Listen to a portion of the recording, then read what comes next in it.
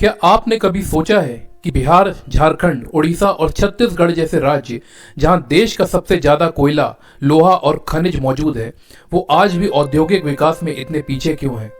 कभी सोचा है टाटा स्टील जमशेदपुर में क्यों बना, पर उसके बाद वहां कोई बड़ा उद्योग क्यों नहीं आया?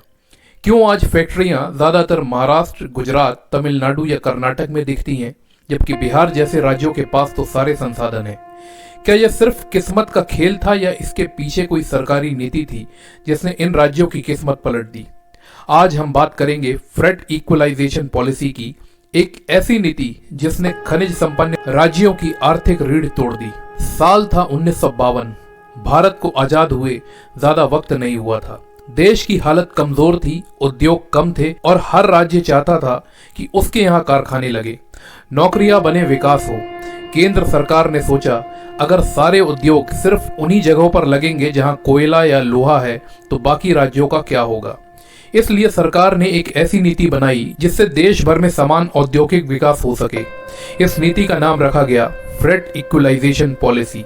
सरकार ने कहा, अब कोई भी उद्योगपति भारत के किसी भी हिस्से में फैक्ट्री लगाना चाहे तो खनिजों के ट्रांसपोर्टेशन पर आने वाला खर्च केंद्र सरकार उठाएगी।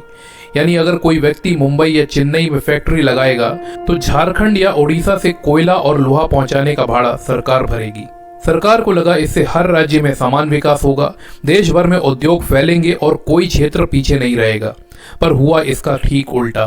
अब उद्योगपतियों के पास दो रास्ते थे। पहला, वे खनिज वाले इलाकों में जाएं जहां सड़कें टूटी हो, बिजली कमजोर हो और बंदरगाह दूर हो। या दूसरा, वे समुद्र किनारे वाले राज्यों में जाएं जहां पहले से व्यापारिक सुविधाएं, बाजार, बंदरगाह सब मौजूद हो। अब आप ही सोचो वो कहां गए होंगे? बिल्कुल सही, उन्होंने महाराष्ट्र, गुजरात, तमिलनाडु, कर्नाटक और आंध्र प्रदेश जैसे राज्यों का रुख किया। इस नीति का सबसे ज्यादा फायदा हुआ महाराष्ट्र, गुजरात, तमिलनाडु, कर्नाटक और आंध्र प्रदेश जैसे राज्यों को। मुंबई, चेन्नई, हैदराबाद, बेंगलुरु, अहमदाबाद जैसे शहर औद्योगिक केंद्र बन गए। यह वही समय था जब देश की आर्थिक धड़कन पूर्व से पश्चिम की ओर शिफ्ट होने लगी। लेकिन नुकसान हुआ उत्तर और पूर्वी भारत को। बिहार, झारखंड, पश्चिम बंगाल, उड़ीसा, छत्तीसगढ़, मध्य प्रदेश और आसाम, जिनके पास देश के 80% से ज्यादा खनिज थे, वे पीछे रह गए। वो राज्य जहां टाटा, डालमिया, बिरला जैसे उद्योगपतियों ने फैक्ट्रियां लगाई थी, वही धीरे धीरे ठहराव आने लगा। इस नीति के चलते फैक्ट्रियां तो दूर चली गईं, पर असर वहां के लोगों पर पड़ा।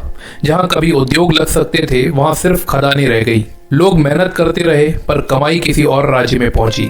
कोयला झारखंड से निकला, पर उद्योग महाराष्ट्र में चले गए। लोहा उड़ीसा से निकला, पर फैक्ट्रियां गुजरात में बनी। परिणाम, खनिज तो गए, पर विकास वही रह गया। यह नीति 1952 से लेकर 1993 तक लागू रही। पूरा 4 दशक यानी 2 पीढ़ियां। इतने लंबे समय में देश के पश्चिम और दक्षिण में औद्योगिक क्रांति आ गई, पर बिहार, उड़ीसा और झारखंड जैसे राज्य मजदूर आपूर्ति करने वाले क्षेत्र बन गए।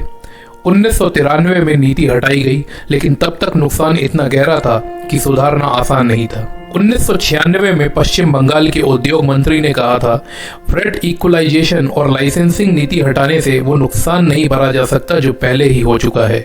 और सच यही था। कभी कभी नीयत अच्छी होती है, पर नतीजे गलत निकल आते हैं।